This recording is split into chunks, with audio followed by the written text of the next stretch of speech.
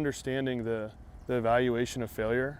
You know, we attack failure when it really happens, and I see it a lot in the youth game where, you know, there's not as much preparation, and then something happens we want to attack in that moment and not really even revisit it. But I love that you got a plan in the bullpen, right? You bring that plan to the game. Something goes wrong, you know, we obviously, hey, let's write it down, let's take that back, and then incorporate all of our catchers in that talk, you know, all of our pitchers in that talk to make sure that everybody's getting a piece of that lesson. Yeah. And I think that's, you know, again, that collaboration of coaches understanding what failure really is, tend to see a lot of sheltering from adversity as opposed to using it as a teacher. So, I mean, how do you really embrace the idea of like, hey, you know, we got to let them fail? You know, there's a lot of coaches can't do that, you know?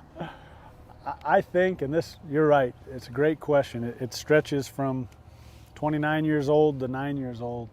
Failure is the best thing.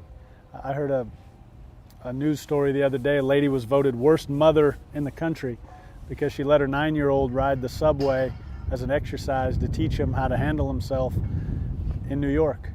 Now, whether you do it or not, I don't know. I'd have to think that one through. But what she's trying to do is she's trying to put her son in a survival setting. You know, not survival, he's fine, but he's going to ride this thing. He's in unfamiliar. And what she said is he came back more emboldened to speak to people, look at them in the eye. I mean, you're teaching at that age by putting them in these situations.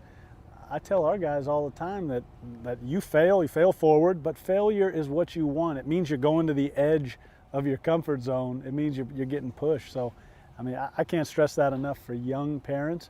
Let them fail, let them struggle. When they struggle at home, fan the flame of struggling, because that's where